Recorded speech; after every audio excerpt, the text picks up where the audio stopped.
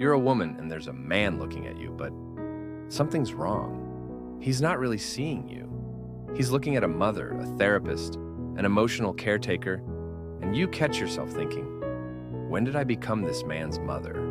Or maybe you're a man and the woman across from you is constantly criticizing. Everything you do needs fixing. Every word you say needs correcting. You're not a partner to her. You're a project. And you wonder, when did I become her rehabilitation program? Welcome to the most absurd paradox of modern relationships. Men have turned into princesses.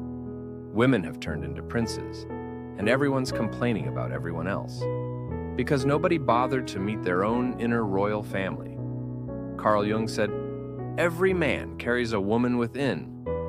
Every woman carries a man within. He called this the Anima and Animus. But if Jung saw 2025, he'd probably say, guys, that's not what I meant. Tonight we're talking about a psychological collapse. The story of how we all got our inner archetypes completely backwards. Ready? Let's begin.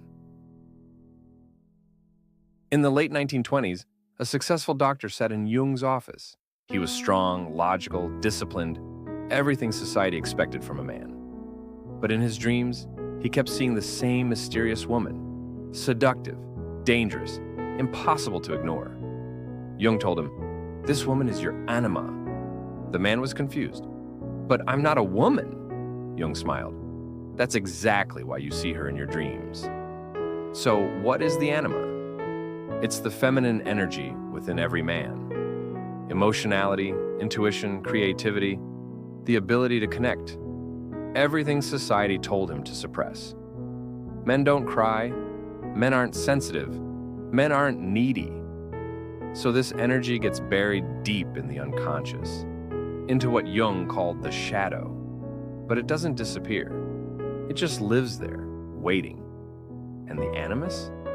It's the masculine energy within every woman. Logic, courage, anger, the ability to set boundaries, everything society told her to suppress. Women should be gentle. Women don't get angry.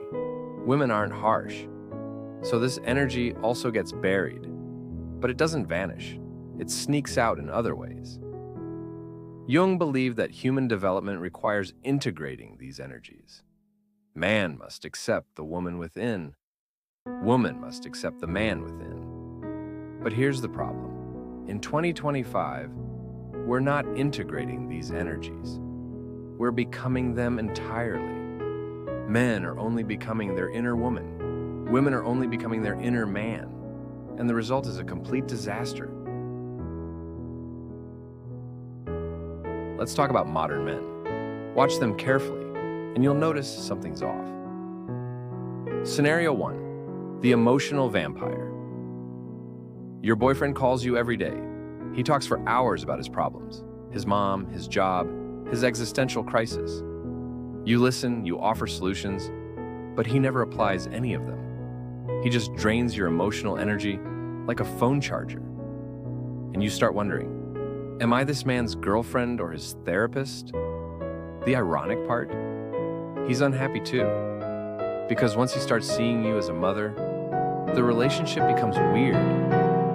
Being in love with your mother is uncomfortable, to say the least. Scenario 2, the decision phobic. What do you want to eat? I don't know, you decide. Where should we go? You know best. Should I take this job? What do you think? The man has disappeared. There's only an echo of you. At first, you found it sweet. He's so understanding. But then you get exhausted. You're making decisions for two people while carrying the responsibility alone. There aren't two adults in this relationship. There's one adult and one very tall child. Scenario 3, the emotional black hole. It's 2 a.m. He's telling you about his childhood traumas, his fears, his wounds. You listen. You hug him. You say, "You're safe." Then you want to talk about your own rough day. but suddenly he's asleep, or checking his phone, or changing the subject because he receives emotional support from mother, but he doesn't give emotional support back. Jung said, a man identified with his anima loses his own masculinity. Instead of integrating his feminine energy, he becomes only that. Instead of being sensitive, he's hypersensitive. Instead of being emotional, he's an emotional dumpster. Instead of being empathic, he's an energy vampire. And the result? No woman wants him, but he doesn't understand why. I'm such a sensitive, understanding man. Why don't they love me? Because, friend, women aren't looking for princesses. They're looking for kings. But you have no crown, just a baby blanket that belongs to your mom. Now, let's look at the other side. Modern women have also changed in strange ways. Scenario 1, the inner boss. Your girlfriend looks at you with constant disappointment in her eyes. You're not man enough. You don't make enough money. You're not ambitious enough. You're not alpha enough. She's always fixing you, how you dress, how you talk, how you behave. And you wonder, am I her boyfriend or her employee? Scenario 2, the emotional desert. You try sharing your feelings, your fears, your hopes. She watches you coldly. Don't be so emotional, she says. Think solution-focused. Evaluate this logically. Logic, logic, logic. But you just want to feel, to be felt in someone's heart. But her heart froze because the animus took over. Scenario 3, the competition arena.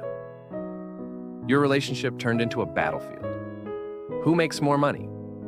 Who's more successful? Who's stronger? She's constantly proving herself. I can do it. I don't need help. I'm enough. Okay, but then, why are you in a relationship? Jung said, a woman identified with her animus loses her own femininity. Instead of integrating her masculine energy, she becomes only that. Instead of being strong, she's harsh.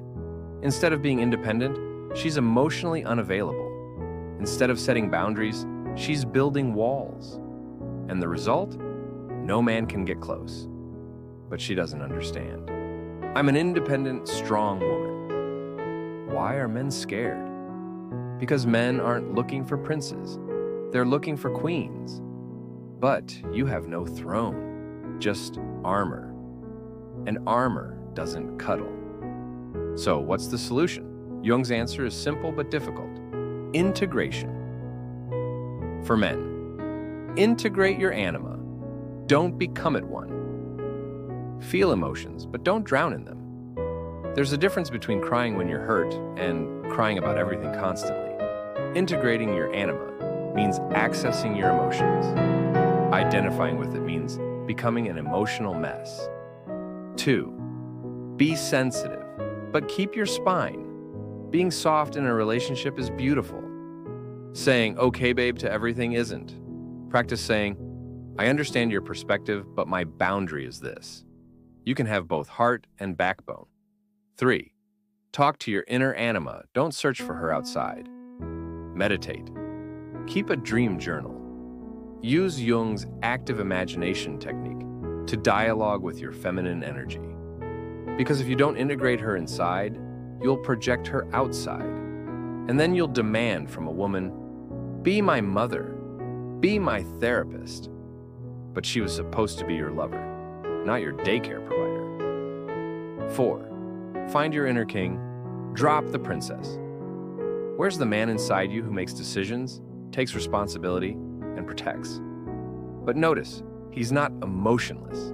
He's emotional but decisive, soft but strong, both king and heart. For women, integrate your animus, don't become it one. Be strong but not harsh. There's a difference between setting boundaries and building walls. Integrating your animus means protecting yourself while staying open. Identifying with it means closing off completely. 2, be logical, but don't robotize.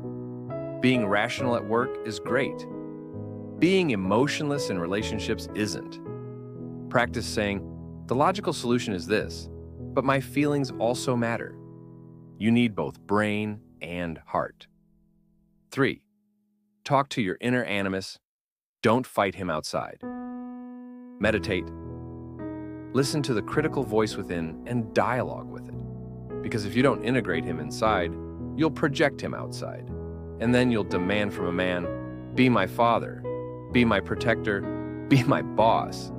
But he was supposed to be your lover, not a replacement for your dad. 4. Find your inner queen, drop the princess. Where's the woman inside you who's compassionate, nurturing, and emotionally available? But notice, she's not weak. She's soft, but balanced. Open, but conscious. Both queen and compassion. Jung said, marriage is not two unconscious people fighting each other, but each person fighting their own shadow. Modern relationships prove this every day. Men turned into princesses because they didn't integrate their anima. They became it. Women turned into princes because they didn't integrate their animus. They became it. And both are fighting not the person in front of them, but their own incomplete half within. The solution is simple. First, marry yourself. Make peace with the woman within. Make peace with the man within. Then build a real relationship with someone outside. Because only then do two whole people unite, not two half people desperately trying to complete each other. Isn't that the real fairy tale anyway? The princess isn't waiting to be saved. The prince isn't waiting to save. Both are rulers of their own kingdoms. And when two kingdoms unite, two crowns become one. What emerges isn't an empire, it's love. Jung's final words, to understand the opposite sex, you must first meet the opposite sex within yourself.